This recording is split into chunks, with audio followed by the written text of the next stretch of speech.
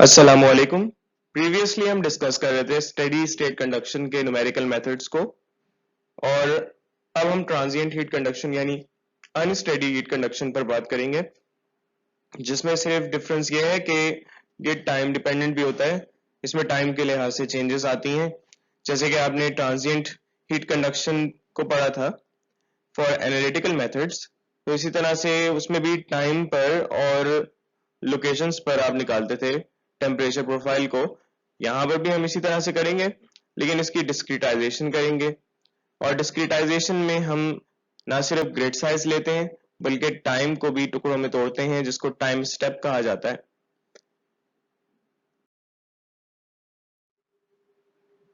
बहुत ही बेसिक से स्टार्ट करेंगे, जिसमें हम सिर्फ वन डायमेंशनल ट्रांजिएंट कंडक्शन की प्रॉब्लम को डिस्कस करेंगे, जिसमें टाइम स्टेप और ग्रिड साइज एक्स डायरेक्शन में सिर्फ लिया जाएगा, एक ही स्पेशल कोऑर्डिनेट होगा।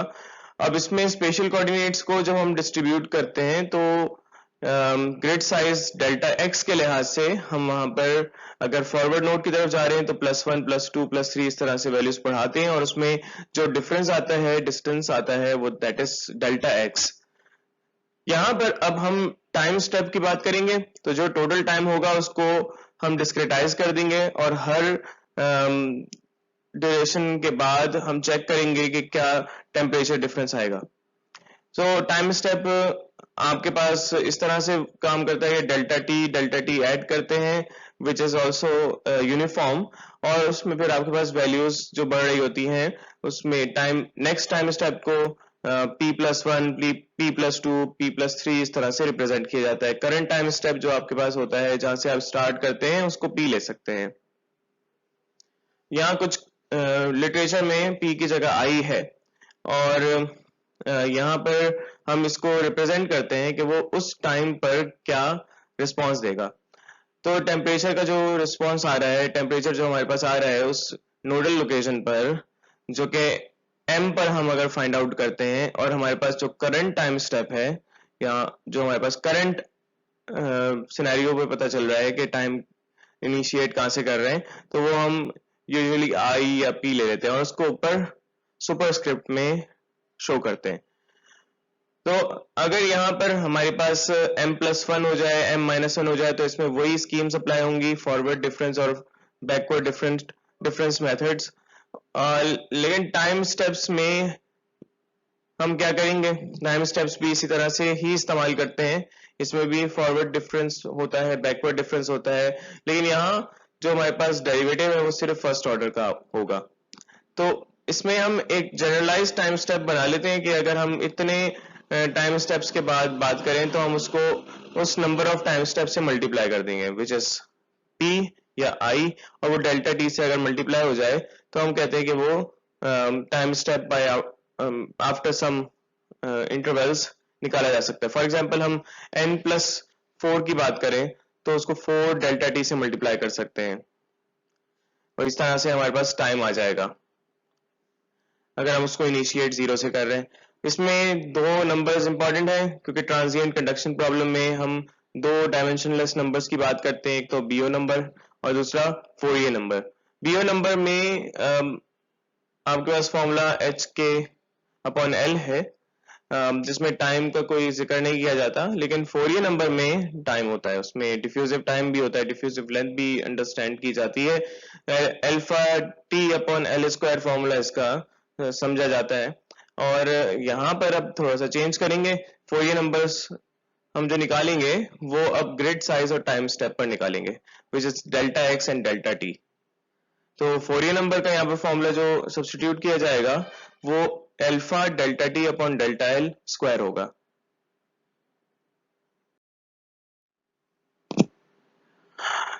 एक्सप्लिसिट मेथड होता क्या है? एक्सप्लिसिट मेथड आपने अगर मैथमेटिक्स में कैलकुलस पढ़ा हो, तो उसमें यही होता है कि जो टर्म्स आपके पास आ रहे हैं वो सामने सामने लेफ्ट हैंड साइड में जो वैल्यू निकालना चाहते हैं वही होती है, और राइट हैंड साइड पर आपको जो आंसर्स पता होते हैं उसको रखते हैं। इसमें कोई ऐसी टर्म नहीं होती राइट हैंड साइड में जो आपको अननोन हो। लेकिन इम्प्लिसिट मेथड में कॉम्बिनेशन हो सकती है। नेक्स्ट टाइम स्टेप की अगर बात कर रहे हो, तो वो आपको राइट हैंड साइड में भी मिल रहा होता है, तो ऐसी सूरत में फिर हम आइटरेटिव मेथड्स और डिफरेंट मेथड्स यूज करते हैं, जिसमें हम बात नहीं करेंगे, हम सिर्फ एक्सप्लिसिट मेथड पर ही बात करेंगे और उसके ही न्यूमेरिकल्स करेंगे। सो ट्रांजिएंट कंडीशन पर जो कांस्टेंट प्रॉपर्टीज हो और इंटरनल जनरेशन नहीं होती, यानी कोई सोर्स टर्म भी नहीं है, तो हमारे पास जो हीट इक्वेशन होगी वो इस तरह की होगी, जिसमें first order differential time dependent होता है और इसमें जो सेकंड ऑर्डर डिफरेंशियल है वो स्पेशल लोकेशन के लिहाज से होता है of the scalar quantity which is temperature. यहाँ पर टाइम की वजह से जो थर्मल डिफ्यूजिविटी है वो भी इनकॉर्पोरेट हो जाएगी, क्योंकि उसके साथ ये टर्म मल्टीप्लाई हो रही होती है, रो सीपी। सो यहाँ से ये जो अल्फा है ये उसी से रिलेट करता है, इसकी वैल्यू वहीं से निकाली जाती है। तो इसको भी हम डिस्क्रिटाइज कर सकते हैं। हम जानते हैं कि फॉरवर्ड डिफरेंस और बैकवर्ड डिफरेंस हम अप्लाई करेंगे। अब बैकवर्ड डिफरेंस टाइम के लिए हम अप्लाई नहीं करते, हम ज्यादा फॉरवर्ड डिफरेंस ही इस्तेमाल कर रहे होते हैं, क्योंकि हम टाइम नेक्स्ट नोड पर निकाल रहे होते हैं, प्रीवियस नोड पर नहीं निकाला जाता। अमूमन निकाल सकते हैं, मैथमेटिकली इट इज करेक्ट, लेकिन हम p+1 करेंगे या i+1 करेंगे सुपरस्क्रिप्ट पर। और इसी तरह से हम यहाँ पर अगर स्पेशल कोऑर्डिनेट्स के लिए बात करते हैं, तो एक्स डायरेक्शन में जो हमारे पास सेकंड डेरिवेटिव है उसमें हमारे पास ये जो इस्तेमाल कर रहे हैं that is central difference method, और ये सेकंड ऑर्डर एक्यूरेट होता है। इसमें हमारे पास डेल्टा एक्स का स्क्वायर आएगा। और सिमिलरली हम डेल्टा वाई के लिहाज से अगर चेंजेस देखते हैं तो उसमें हमारे पास यही फॉर्मुलेशन होती है, बस वहां पर m+1 m-1 पर निकाला जाता है, यहाँ पर n+1 और n-1 पर भी निकाला जाता है with the current time step. तो यहाँ पर देखें p लिखा हुआ है, तो इसका मतलब है कि जो करंट टाइम स्टेप है वो आपने इसको कंसीडर किया है, लेकिन p+1 में नेक्स्ट टाइम स्टेप को कंसीडर कर रहे हैं। यानी अगर आपने 0.2 सेकंड बाद देखना है तो 0.2 सेकंड बाद आपके पास जो टेम्परेचर आ रहा होगा वो p+1 पर आ रहा होगा। इसी तरह से 0.4 मतलब होता है p+2, और इस तरह से मल्टीपल ऑफ टाइम स्टेप्स हम इनकॉर्पोरेट कर सकते हैं। तो ये कॉन्सेप्ट हम अप्लाई करते हैं कि हमें अगर सारे nodal locations current time step पर पता हो और हम यहाँ पर नेक्स्ट टाइम स्टेप पर सिर्फ टेम्पोरल चेंजेस निकालना चाहते हैं, टाइम डिपेंडेंट चेंजेस निकालना चाहते हैं, तो हम यहाँ पर इस मेथड को एक्सप्लिसिट मेथड कहते हैं। अब यहाँ पर जो बायो नंबर है विच इज HL/K होता है, मैं आपको पहले शायद गलत बता दिया, तो H डेल्टा x/K हमारे पास ये फॉर्मूला इस्तेमाल किया जा सकता है। और इसी तरह से यहाँ पर फोरियर नंबर में भी L की जगह डेल्टा x और T की जगह डेल्टा T सब्सटीट्यूट किया जाएगा। अब यहाँ पर हमारे पास ग्रिड साइजिंग ऐसी की जाती है जो यूनिफॉर्म होती है, और टाइम स्टेप्स को भी यूनिफॉर्म रखा जाता है, तो इसलिए हम एक ही वैल्यू निकाल रहे होंगे, और डेल्टा x को डेल्टा y के बराबर किया जाएगा for the sake of easiness. और इसमें कन्वेक्टिव बाउंड्री कंडीशंस कहीं पर अप्लाई करते हैं, कहीं पर नहीं अप्लाई करते हैं। अगर कन्वेक्शन नहीं है तो यहाँ पर बायो नंबर है ही नहीं, क्योंकि उसमें h की टर्म 0 हो जाएगी, और फोरियर नंबर सिर्फ निकाला जाएगा, तो Fourier number alpha delta t upon delta x square से निकाल सकते हैं। अब यहाँ पर अभी तो फोरियर नंबर का इस्तेमाल नहीं हो रहा, लेकिन हम इस इक्वेशन को जब सब्स्टिट्यूट कर देंगे फर्स्ट ऑर्डर डेरिवेटिव में, जो टाइम डिपेंडेंट टर्म है उसमें सब्स्टिट्यूट कर देंगे, और जो सेकंड ऑर्डर डेरिवेटिव्स हैं of x and y coordinates, तो उसमें हम सब्स्टिट्यूट करके इसको फॉर्म कर सकते हैं। यहाँ पर हमारे पास डेल्टा टी उस साइड पर अगर चले जाएगा और अल्फा भी वहां चला जाएगा, तो ये देख सकते हैं कि alpha delta T upon delta x square this is Fourier number. और यहाँ पर अगर हम इसको सब्स्टिट्यूट कर दें तो हमें एक रीजनेबल रिलेशन मिल सकता है। हम चाहते हैं कि नेक्स्ट टाइम स्टेप पर टेम्परेचर का रिस्पॉन्स निकालें, और अगर हमें करंट नोडल लोकेशंस पता हो तो करंट टाइम स्टेप्स पर ये जो वैल्यूज पता होती हैं, इस पर हम अगर टेम्परेचर या फिर कोई भी वेरिएबल की वैल्यू निकालना चाहते हैं नेक्स्ट टाइम स्टेप पर, तो इसको हम एक्सप्लिसिट मेथड कहते हैं। यहाँ पर कोई भी राइट हैंड साइड में वो टर्म नहीं है जिसमें p+1 हो।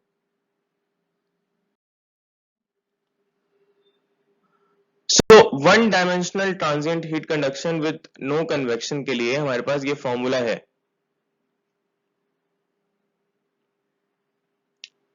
पिछला फॉर्मूला टू डायमेंशनल के लिए था।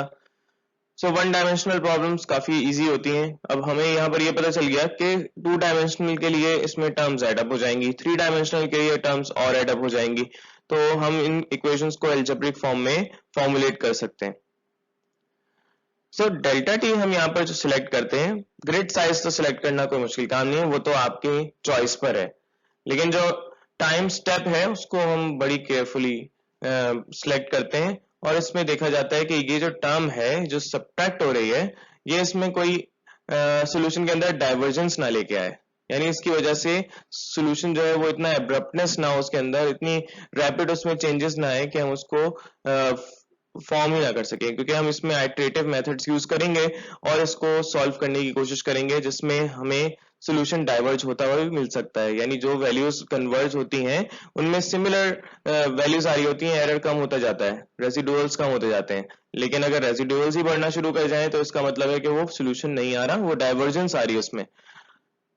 सो हम यहाँ पर ये टर्म जो सब्ट्रैक्ट हो रही है इसको डिटरमाइन कर सकते हैं स्टेबिलिटी निकालने के लिए। अगर ये पॉजिटिव रहेगी यानी ग्रेटर देन जीरो रहेगी तो हम कहते हैं कि ये स्टेबल है, इसमें सॉल्यूशन जो है वो निकाला जा सकता है, कन्वर्ज हो सकता है, कोई ना कोई मीनिंगफुल वैल्यू देगा। तो हमें यहाँ पर अगर ये greater than and equal to zero रखते हैं तो हम यहाँ से ये कह सकते हैं कि ये 1/2 से कम होना चाहिए फोरियर नंबर निकाल सकते हैं, वरना सोल्यूशन जो है ना वो डाइवर्ज कर जाएगा। इस तरह से हम देख सकते हैं कि एनालिटिकल सॉल्यूशंस जो है हमारे पास उससे कंपेयर अगर कर लें विच इज समहाउ एग्जैक्ट, अगर उसकी सारी टर्म्स इनकॉर्पोरेट की जाए। और बैकवर्ड यूलर जो है इसको हम इस्तेमाल करते हैं। बैकवर्ड यूलर मतलब forward time and backward special difference होता है। तो ये समहाउ एक तरह का स्टेबल है। तो कुछ हमारे पास कंडीशनली स्टेबल होते हैं जैसे यहाँ पर कंडीशन लगाई गई है, और कुछ हमारे पास अनकंडीशनली स्टेबल होते हैं जैसे कि ये बैकवर्ड यूलर है। फॉरवर्ड यूलर में हमें ये डाइवर्जेंस मिल जाती है। बैकवर्ड यूलर जो है वो इम्प्लिसिट मेथड में शुमार होता है, जबकि फॉरवर्ड यूलर जो है हमारे पास एक्सप्लिसिट है। तो इतने डिटेल में तो हम नहीं जाएंगे, हम अभी एक्सप्लिसिट मेथड की बात करेंगे। सो एक्सप्लिसिट मेथड अगर कन्वेक्टिव बाउंड्री हो तो फिर हमें एनर्जी बैलेंस अप्लाई करना पड़ता है, जैसे हमने स्टेडी हीट कंडक्शन में अप्लाई किया था जब इंटरनल जनरेशन हो रही थी। यहाँ पर जब इंटरनल जनरेशन हो रही होगी तब भी आपको फाइंड आउट करना पड़ेगा कि उसमें क्या रिलेशन आ रहे हैं एनर्जी बैलेंस से। तो हम ये जानते हैं कि यहाँ पर फोरियर नंबर और बायो नंबर बहुत इंपॉर्टेंट है, सबसे पहले तो वो निकाल लेंगे, और फिर इसमें फोरियर नंबर में अल्फा की भी जरूरत है, तो ये हमें पता है के अपॉन रो सी होता है। तो यहाँ पर एक हम एग्जाम्पल देख रहे हैं, ये इनक्रोपैरा से ली गई है। ये हम देख सकते हैं कि जो नोडल लोकेशन है उसमें इन बिटवीन जो डेल्टा एक्स अपॉन 2 पर है there is some storage, energy storage, और it is due to the conduction and convection ना। तो यहाँ पर जो कन्वेक्शन है it is from the boundary, और जो इंटरनल नोड से आ रही है दैट इज कंडक्शन। तो यही हम यहाँ पर कर रहे होते हैं कि जो हमारे पास एनर्जी इन है और एनर्जी आउट है वो डिफरेंस ले लिया जाएगा, उसके बाद एनर्जी जनरेशन को एड अप करके इक्वल कर दिया जाएगा जो एनर्जी स्टोर्ड है। सो एनर्जी स्टोर्ड वाली टर्म तो इसलिए इंपॉर्टेंट है because it is time dependent. तो ये तो हम लिखेंगे, तो हमारे पास ये रो सी वी और time derivative of first order, और इसके अलावा हम यहाँ पर energy in minus energy out plus जो एनर्जी जनरेशन है उसमें बात करेंगे। तो एनर्जी जनरेशन को हमने यहाँ पर अभी नहीं लेना, वैसे तो ले सकते हैं, तो फिर वो टर्म भी ऐड हो जाएगी। तो इसमें हमारे पास जो एनर्जी आ रही है सिर्फ वही हम इसमें डिस्कस करेंगे जो कि कन्वेक्टिव है और कंडक्टिव है। तो कन्वेक्टिव टर्म यहाँ पर आ गई, और ये जो हमारे पास कंडक्शन है वो भी हम इसमें ऐड कर देंगे, और ये हम करंट टाइम स्टेप पर इसकी बात करेंगे। लेकिन हम ये जानते हैं कि जो टाइम स्टेप में चेंजेस आ रही हैं वो दरअसल इस टाइम डिपेंडेंट टर्म या ट्रांजिएंट टर्म में है, जिसको हम फॉरवर्ड डिफरेंस मेथड से सॉल्व करेंगे।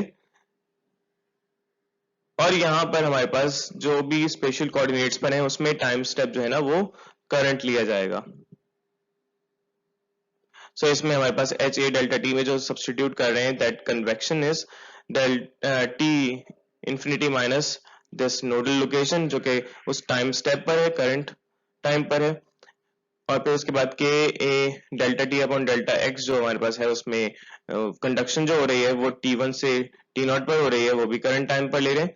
और इसमें हमारे पास जो टेम्परेचर डिपेंड कर रहा है टाइम पर, इस टर्म को हम नेक्स्ट टाइम स्टेप से सब्ट्रैक्ट कर रहे हैं टेम्परेचर को फॉर दिस नोडल लोकेशन ओ। तो इस लोकेशन पर जो हमारे पास आ रही होगी वैल्यूज वो हम यहाँ पर यूज करेंगे फॉर द एनर्जी स्टोर्ड।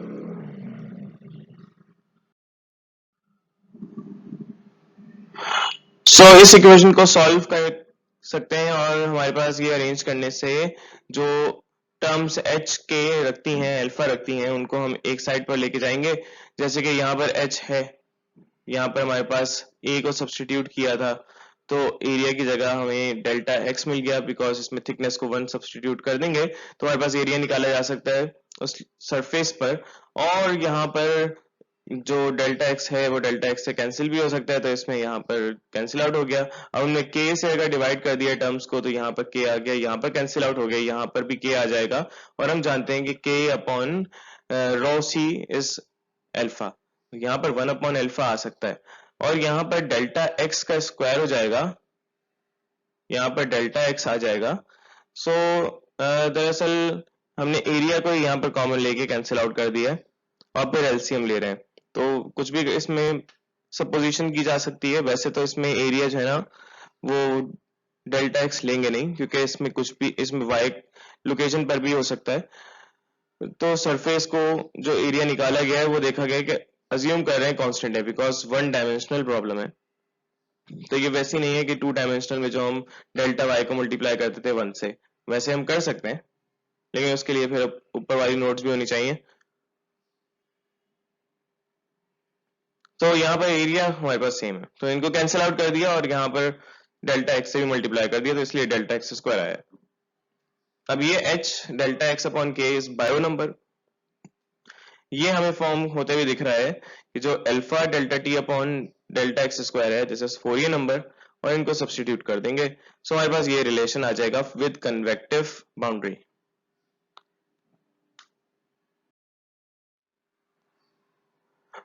सो इस रिलेशन को हम यूज कर सकते हैं अगर ये एक्सटीरियर नोड हो विद कन्वेक्टिव बाउंड्री, तो ये हम इस्तेमाल में लाएंगे। अब ऐसा भी हो सकता है कि इंटीरियर नोड पर भी टेम्परेचर निकालना पड़ जाए, तो उसके लिए मेथोडोलॉजी डिफरेंट है, उसमें हम पीरियोडिक बाउंड्री कंडीशन अप्लाई करते हैं जो आगे जाके हम देखेंगे।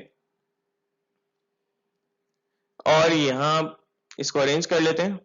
जो हमारे पास नेक्स्ट टाइम स्टेप है उस वाली टर्म को लेफ्ट हैंड साइड में लेके आएंगे, बाकी सारी राइट हैंड साइड में रखेंगे और इसको इस तरह से फॉर्म कर लेंगे। यहाँ पर हम देख सकते हैं कि जो सब्ट्रैक्ट होने वाली टर्म्स हैं वो ये सेकंड टर्म में पाई जा रही हैं, इसीलिए जो हमारे पास स्टेबिलिटी क्राइटेरिया होगा यहाँ पर चेंज होगा, उसमें फोरियर नंबर भी होगा और बायो नंबर भी होगा, दोनों की कॉम्बिनेशन से बनेगा। ये जो हमारे पास टेम्परेचर निकाला गया है ये तमाम टेम्परेचर नोडल लोकेशंस पर जो है वो करंट टाइम पर है, उससे हम इवेल्युएट करेंगे नेक्स्ट टाइम स्टेप का रिस्पॉन्स।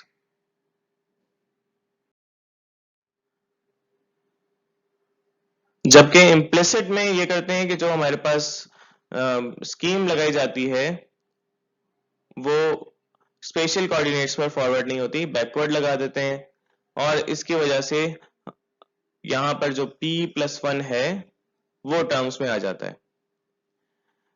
तो इस p+1 को हम देख रहे हैं कि राइट हैंड साइड में भी पाया जाएगा, जो नोडल लोकेशन से निकालना पड़ेगा। तो इसलिए ये इम्प्लिसिट मेथड है, इसमें जो वैल्यूज हैं वो छुपी हुई है नेक्स्ट टाइम स्टेप्स के लिए।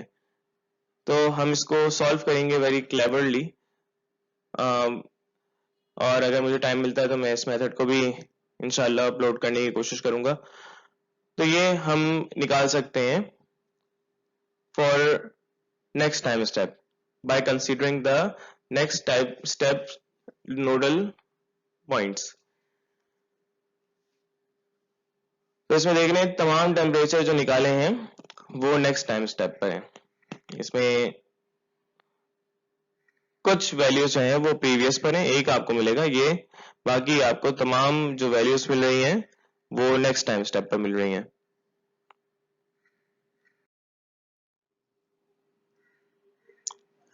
ये टेबल हमारे पास इनक्रोपेरा से आ सकता है। इसमें जो 2 डायमेंशनल फाइनाइट डिफरेंस इक्वेशंस हैं ट्रांजिएंट टर्म्स के लिए वो बताई गई हैं, एक्सप्लिसिट और इम्प्लिसिट दोनों के लिए।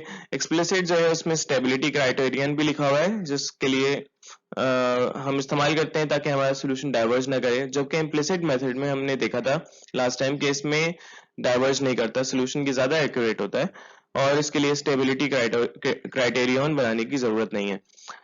यहाँ पर डिफरेंट पॉइंट्स पर हमें पता है 2D 2 डायमेंशनल ट्रांजिएंट कंडक्शन के लिए हम ये इस्तेमाल कर सकते हैं इक्वेशंस। अब ये देखें सिमिलर है जो इंटीरियर नोड पर हमने निकाली थी जिसमें हमने देखा था कि कंडक्शन नहीं पाई जा रही, तो यहाँ पर देख सकते हैं कि उसी तरह से टर्म्स हैं जो फाइंड आउट भी की थी। सिमिलरली जो इंटीरियर कॉर्नर है कन्वेक्शन के लिए, प्लेन सरफेस है कन्वेक्शन के लिए, जो एक्सटीरियर कॉर्नर है वो हम यहाँ पर फाइंड आउट कर सकते हैं, बिल्कुल उसी तरह से जैसे न्यूमेरिकल मेथड्स हमने डिस्कस किए थे स्टेडी हीट कंडक्शन में।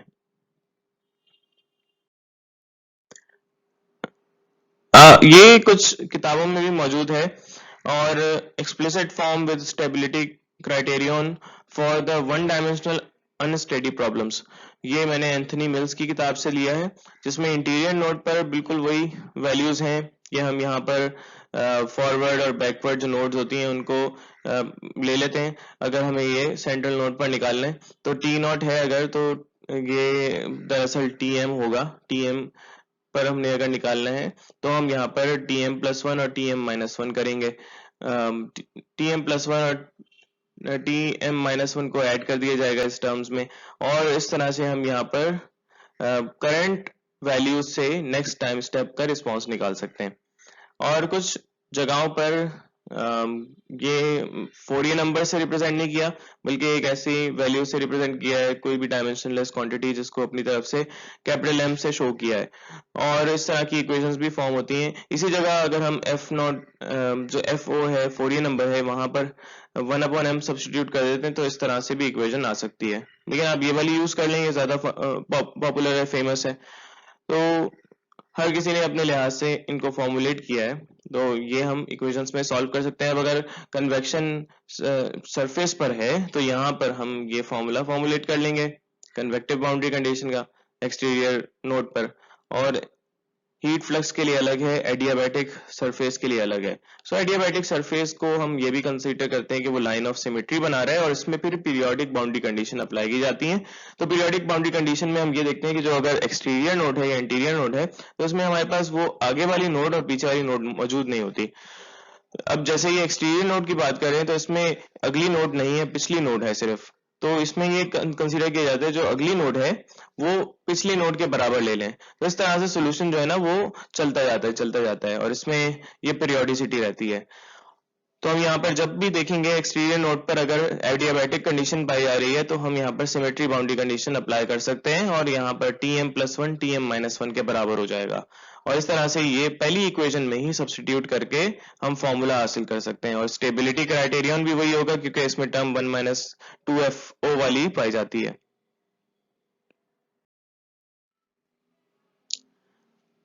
इनक्रोपेरा का ये क्वेश्चन है, लास्ट क्वेश्चन है जिसमें हमें ये एक फ्यूल एलिमेंट दिया हुआ है न्यूक्लियर रिएक्टर में, और इसकी एक थिकनेस है, वॉल थिकनेस को हमने डिस्क्रिटाइज कर दिया है एल को इन स्पेशल लोकेशंस, और इसके 5 नोडल लोकेशंस बनाए गए हैं। सॉरी 5 तो नहीं है, 6 हैं। इसमें इंटीरियर नोड्स 4 हैं, एक्सटीरियर 5 को कह दिया है, 0 जो है हमारे पास एडियाबैट पर है जो सिमेट्री एडियाबैट बनाता है, यहाँ पर एडियाबैटिक वॉल पाई जा रही है। और यहाँ ये सिमेट्री एडियाबैट हम क्यों कंसीडर करते हैं, क्योंकि अगर हमारे पास ये एक वॉल है जिसमें दोनों तरफ एक ही जैसी बाउंड्री कंडीशन पाई जाती है, तो हम ये नोटिस करते हैं कि इस तरफ लेफ्ट साइड की तरफ और राइट साइड की तरफ दोनों में सिमेट्रिकल वेरिएशंस होती हैं, सिमेट्री पाई जाती है। ज्योमेट्रिक सिमेट्री तो होती ही है, लेकिन थर्मल सिमेट्री भी होती है, टेम्परेचर भी एक जैसा ही वेरी कर रहा होता है। तो इसलिए हम क्या करते हैं कि हम सेंटर लाइन से एक सिमेट्री एडियाबैट बना लेते हैं। हम कंसीडर करते हैं कि ये एडियाबैटिक सरफेस है इस तरफ और यहाँ से कोई हीट ट्रांसफर नहीं हो रहा, सिमिलर प्रोफाइल दूसरी तरफ भी ऐसी बनेगी। सो यहाँ पर सिमेट्री तो हमने कंसीडर कर ली, लेकिन इसमें ये भी कह रहे हैं कि इस फ्यूल सेल के अंदर इंटरनल हीट जनरेशन भी हो रही है, तो वो टर्म्स ऐड भी करनी पड़ेंगी, तो जिसको हमने फाइंड आउट नहीं किया था वो फाइंड आउट करना है। इसमें के अल्फा कांस्टेंट जो है, थर्मल प्रॉपर्टीज कांस्टेंट्स रखी हैं, वो भी देखा है। और ये कह रहे हैं कि आप एक्सप्लिसिट फाइनाइट डिफरेंस मेथड निकालें जिसमें टेम्परेचर डिस्ट्रीब्यूशन आफ्टर 1.5 सेकेंड आपने निकालनी है। तो ये हमें बता दिया है कि टाइम कितना होना चाहिए, और इसमें ये थिकनेस के बाद एच भी पता है और कन्वेक्टिव बाउंड्री में टेम्परेचर भी पता है।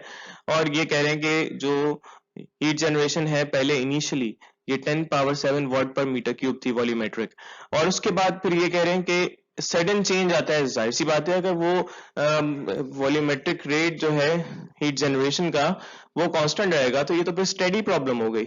अब एकदम से अगर चेंज आता है तो तभी हम कहते हैं कि वो ट्रांजिएंट हो जाती है और फिर उसको सिस्टम को अपनी नॉर्मल कंडीशन में आने के लिए वक्त लगता है।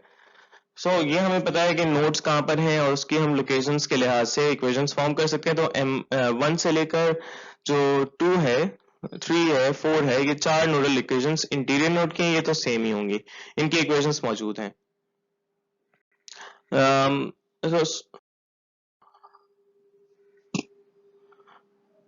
इंटीरियर नोड्स पर हम एनर्जी बैलेंस अगर लगाएं तो एनर्जी बैलेंस में लगाने की जरूरत क्यों है, क्योंकि इसमें एनर्जी जनरेशन भी है, और एनर्जी जनरेशन हमारे पास अगर वॉल्यूमेट्रिक की बात कर रहे हैं वैल्यू दी है तो उसमें सिर्फ वॉल्यूम से मल्टीप्लाई करना जरूरी है, जो कि ए डेल्टा एक्स से आ सकता है। एरिया जो है हमारे पास इसके लेटरल लोकेशन पर देख सकते हैं, इसके सरफेस पर देख सकते हैं, जबकि इसकी जो डिस्क्रिटाइज्ड लोकेशन है वो हमें मल्टीप्लाई करके वॉल्यूम पता चल सकता है। तो ये हम उसी तरह से फॉर्मुलेट करेंगे, हमारे पास ये टर्म्स आ जाएंगी।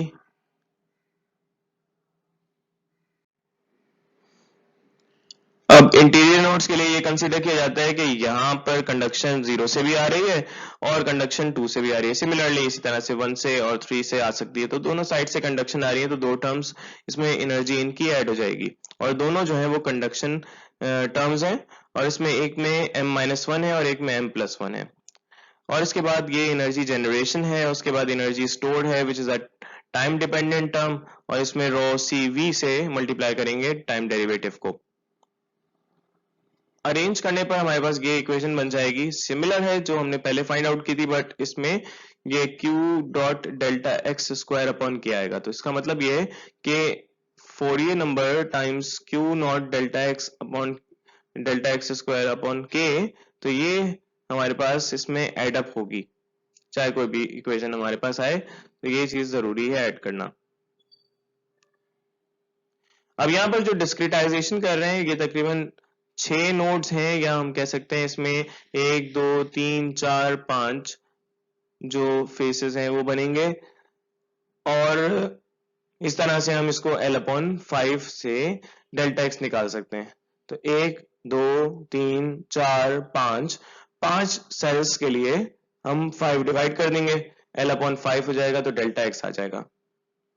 और इसमें फिर हाफ करना पड़ता है जब हमें एनर्जी जनरेशन एनर्जी स्टोर्ड की टर्म के साथ इनकॉर्पोरेट करते हैं, तो एनर्जी स्टोर्ड के लिए हम सेंटर लाइन पर देख रहे होते हैं कि एनर्जी स्टोर कितनी है सेंट्रल लोकेशन पर। तो ये 4 और 5 के लिहाज से भी निकालेंगे क्योंकि इसमें एक्सटीरियर भी है, कन्वेक्टिव बाउंड्री भी है, तो इंटीरियर के लिए तो ये फॉर्मूला अप्लाई हो जाएगा।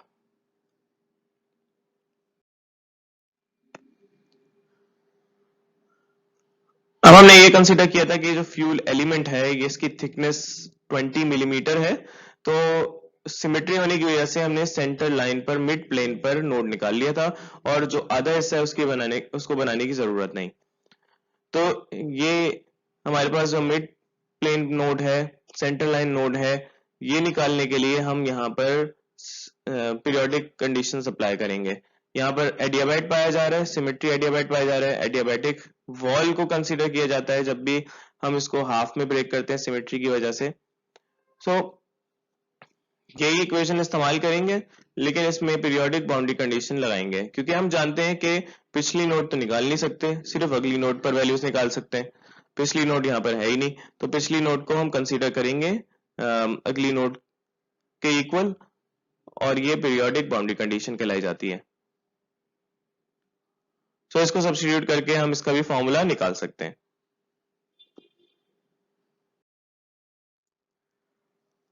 सो सरफेस नोड पर जो एक्सटीरियर नोड है, यहाँ पर कन्वेक्टिव बाउंड्री कंडीशन है, और कन्वेक्टिव बाउंड्री कंडीशन यहाँ पर अब हमें सब्स्टिट्यूट करना पड़ेगी एनर्जी इन के अंदर।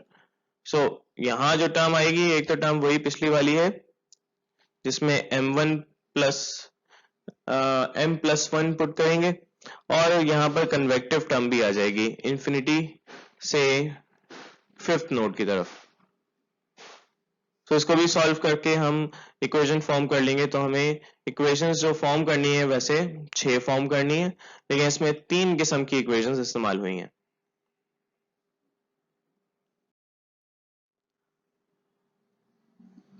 तो स्टेबिलिटी क्राइटेरियन निकालने के लिए हम यहाँ पर ये जो सबसे लार्जेस्ट टर्म है जिसमें हमारे पास कन्वेक्टिव बाउंड्री भी इस्तेमाल हो रही है, ये यूज कर सकते हैं।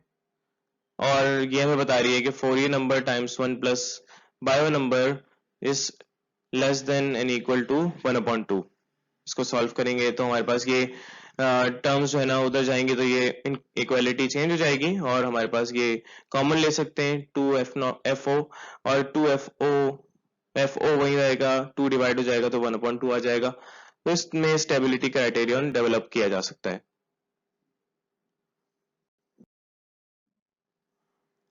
और इसको फाइंड आउट करने के लिए बायो नंबर हम निकालेंगे, जिसमें हमें H पता है, इसमें 1100 वाट पर मीटर स्क्वायर केल्विन है।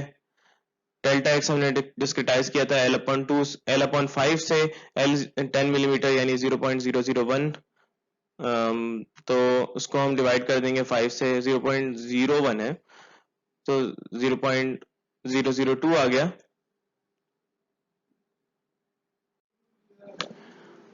और K हमें पता है कि 30 वाट पर मीटर केल्विन गिवन है, तो हम बायो नंबर निकाल लेंगे और फोरियर नंबर इससे निकाल सकते हैं स्टेबिलिटी क्राइटेरियन से। अगर फोरियर नंबर पता होगा तो सब्स्टिट्यूट करके चेक कर सकते हैं कि स्टेबल है कि नहीं, वरना आपको उस फोरियर नंबर चेंज करना पड़ेगा। टाइम स्टेप्स आप उस लिहाज से सिलेक्ट करते हैं। तो फोरियर नंबर हम यहाँ पर फाइंड आउट कर सकते हैं। बायो नंबर पुट किया और डिवाइड कर दिया तो हमारे पास फोरियर नंबर आ जाएगा। तो फोरियर नंबर से क्या पता चल सकता है कि हमें टाइम स्टेप कितना लेना है। तो टाइम स्टेप हमें सब्स्टिट्यूट करके मिल सकता है, और यहाँ पर डेल्टा एक्स सब्स्टिट्यूट करेंगे, इसमें अल्फा सब्स्टिट्यूट करेंगे, और बायो नंबर से फोरियर नंबर हमने स्टेबिलिटी क्राइटेरियन में निकाला है तो वो सब्स्टिट्यूट करेंगे, और हम जानते हैं कि it should be less than और इक्वल टू। ज्यादा होगा तो डाइवर्ज कर जाएगा, तो टाइम स्टेप कम से कम रखा जाएगा अगर आप स्टेबिलिटी चाहते हैं। So this is how in explicit method we use this stability criterion to find out the time step. It should be less than and equal to 0.373. तो 0.3 ले लेते हैं, 0.2 ले सकते हैं, 0.1 ले सकते हैं, लेकिन जितना ज्यादा आप डिस्क्रिटाइज करते जाएंगे उतना ज्यादा कंप्यूटेशनल डोमेन हैवी हो जाएगा और फिर आपको सॉल्व करने में टाइम लगेगा।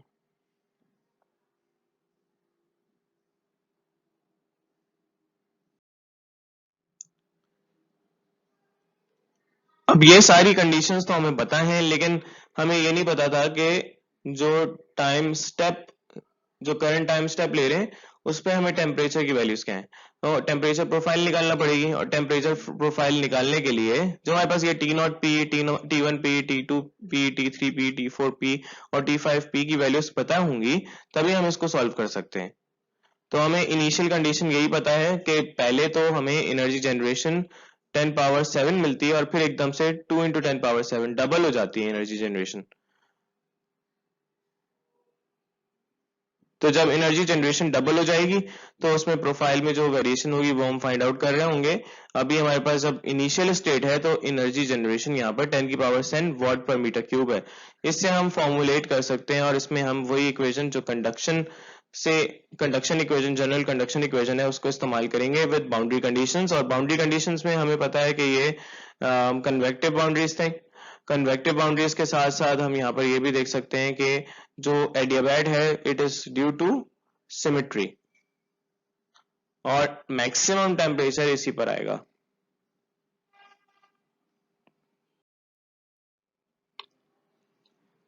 इसमें एनर्जी जनरेशन हो रही है, वन डायमेंशनल कंडक्शन प्रॉब्लम है। इनिशियली ये स्टेडी स्टेट था क्योंकि इसमें कोई सडन चेंज नहीं आया। यहाँ पर 10 की पावर 7 कंसीडर कर रहे हैं तो इसीलिए सडन चेंज नहीं आ रहा, तो हम इनिशियल कंडीशन जो निकालेंगे वो स्टेडी स्टेट पर निकालेंगे। फिर उसके बाद एकदम से सडन चेंज आ गया तो हमें जरूरत पड़ी कि हम ट्रांजिएंट कंडक्शन करें। तो हम ये सारी वैल्यूज जानते हैं, प्रॉपर्टीज जानते हैं और हमें ये पता है कि x 0 पर हम यहाँ पर सिमेट्री पर ले रहे हैं तो यहाँ टेम्परेचर मैक्सिमम है, T नॉट है और नोडल लोकेशन भी 0 है। और हमें पता है कि कन्वेक्टिव लोकेशन, जो हमारे पास कन्वेक्टिव बाउंड्री की लोकेशन है, वहां पर नोड जो पाया जा रहा है इट इज T5 और ये x इक्वल्स टू L पर है। तो ये हमें तो पता है इसमें बाउंड्री कंडीशंस। अब यहाँ पर हम इसको इंटीग्रेट करेंगे और इक्वेशंस फाइंड आउट कर लेंगे। इंटीग्रेट करने पर हमारे पास कांस्टेंट्स आएंगे दो, जिसके लिए हमें दो बाउंड्री कंडीशंस चाहिए। और इसके अलावा हमें ये भी पता है कि यहाँ पर जो ग्रेडियंट होगा वो 0 होगा when we have maximum temperature. यहाँ पर मैक्सिमम टेम्परेचर आएगा ही तब जब हमारे पास ये सिमेट्री को कंसीडर किया गया है और यहाँ पर x की वैल्यू 0 है। और इसके अलावा हमें यहाँ पर पता है कि जो कन्वेक्टिव बाउंड्री कंडीशन होती है उसमें कंडक्शन बराबर हो जाती है कन्वेक्शन के, तो ये भी हम फॉर्मुलेट कर लेंगे। इस फॉर्मूले से हमारे पास यहाँ एरिया सेम है तो ये हमारे पास इक्वेशन आ जाएगी। ये 4 बाउंड्री कंडीशंस हम इस्तेमाल कर रहे हैं।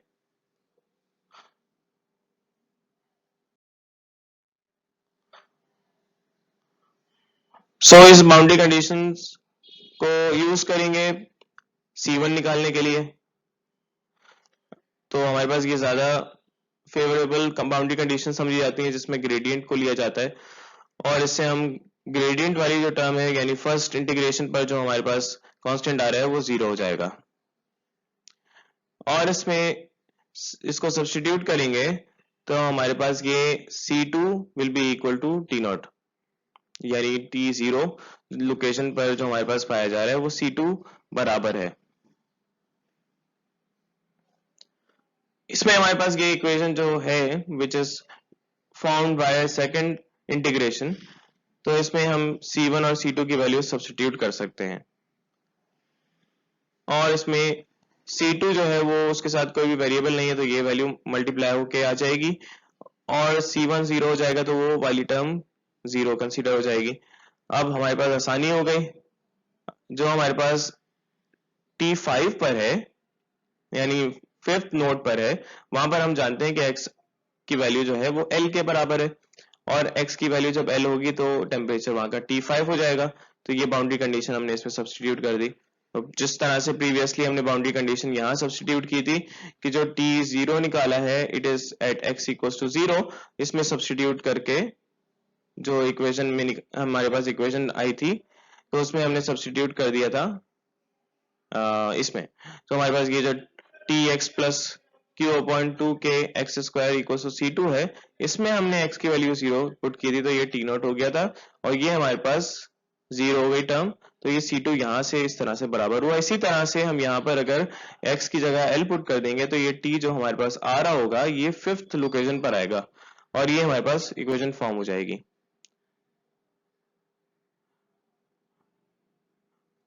हम इसको सॉल्व करेंगे और इसमें ये वैल्यूज हमारे पास, ये जो हमारे पास आई है कन्वेक्टिव टर्म प्लस हो रही है इस एनर्जी जनरेशन के साथ और इससे हम 5th लोकेशन की वैल्यू, 5th नोड की लोकेशन की वैल्यू निकाल सकते हैं which is found to be 340.91 degree centigrade. इसमें वैल्यूज पुट करनी पड़ेंगी, क्यू नॉट पुट करना पड़ेगा, क्यू डॉट पुट करना पड़ेगा, एल पुट करना पड़ेगा, एच टी इन्फिनिटी हमारे पास है, और ये फॉर्म कर लेंगे हम T5 के लिए। सिमिलरली यहाँ पर हम जब x को L पुट करेंगे तो हम इस तरह से इसकी एक टेम्परेचर प्रोफाइल बना सकते हैं, और ये टेम्परेचर प्रोफाइल जो हमारे पास बनेगी ये इस तरह से बन सकती है कि Tx plus Q dot upon 2k into x square बराबर हो गया, ये Tx की जगह अगर हम x इक्वल्स टू L ले रहे हैं तो T5 हो गया, और x की जगह L आ गया तो L स्क्वायर हो गया। तो हम इनको इसको उस टर्म को वहां पर भेज देंगे तो माइनस हो जाएगा, और इसको फॉर्म कर लेंगे किसी भी लोकेशन के लिए। तो हम निकालना चाहते हैं अगर T0, T1, T2, T3, T4 at current time step, तो हम इसको निकाल सकते हैं।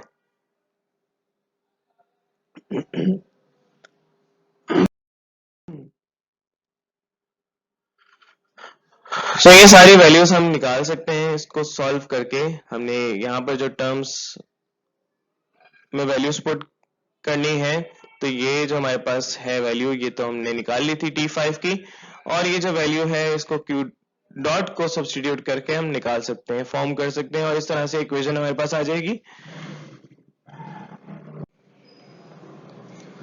सो डिफरेंट लोकेशंस पर हम यहाँ निकाल सकते हैं, x इक्वल्स टू 0 पर निकालेंगे तो T0 आ जाएगा। ये सारे इनिशियल कंडीशन पर है, तो T इक्वल्स टू 0 हमने लिया है, तो इसलिए यहाँ टाइम स्टेप जो है वो 0 है। और T1 पर अगर निकालना है तो डेल्टा x हो जाएगा, और T2 पर निकालना है तो ट्वाइस डेल्टा x होगा, और अगर T3 निकालना है तो यहाँ पर x की वैल्यू 3 टाइम्स डेल्टा x होगी, और इस तरह से T4 पर भी हम निकाल सकते हैं। और ये हमारे पास सारी वैल्यूज करंट टाइम स्टेप पर आ गई। इसको हम अगर सब्स्टिट्यूट कर दें, वो जो नेक्स्ट टाइम स्टेप्स की इक्वेशंस हमने फॉर्म की थी उसमें, तो हम ये इक्वेशंस फॉर्म कर सकते हैं और इसको इस्तेमाल कर सकते हैं अपने सॉल्यूशन को फाइंड आउट करने के लिए।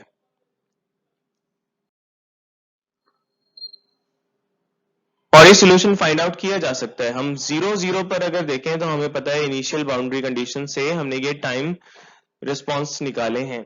हर लोकेशन पर हमें पता है कि टाइम जो करंट टाइम स्टेप है उसमें टेम्परेचर क्या है। तो T0, T1, T2, T3, T4, T5 at 0 time, जो इनिशियल टाइम है, करंट टाइम है, तो उसमें हम ये टेम्परेचर निकाल चुके हैं। इसको हम सब्स्टिट्यूट करेंगे एक्सेल में, हम कर सकते हैं, और फिर हम P को चेंज करेंगे, टाइम स्टेप पहला, टाइम स्टेप दूसरा, तीसरा, चौथा, पांचवा, इस तरह से हम अगर इस टाइम स्टेप को T से डेल्टा T से मल्टीप्लाई कर दें तो हम टाइम निकाल सकते हैं। यानी पहला टाइम स्टेप यानी डेल्टा T गुजरने के बाद 0.3 सेकेंड जो अज्यूम किया है विद इन स्टेबिलिटी लिमिट, तो हम यहाँ पर ये पहला टाइम स्टेप कह सकते हैं। फिर ट्वाइस हो जाएगा तो यानी 0.3 और ऐड हो गया, तो 0.6 सेकेंड पर ये हम निकाल सकते हैं। अब ये क्या करना है कि हम जो यहाँ पर वैल्यू सब्स्टिट्यूट कर रहे होंगे उसमें हम पिछले टेम्परेचर को इक्वेशन में रखेंगे एक्सेल में, और जो टाइम स्टेप होगा वो हम यहाँ पर इसको इक्वेट करके वैल्यूज निकाल सकते हैं।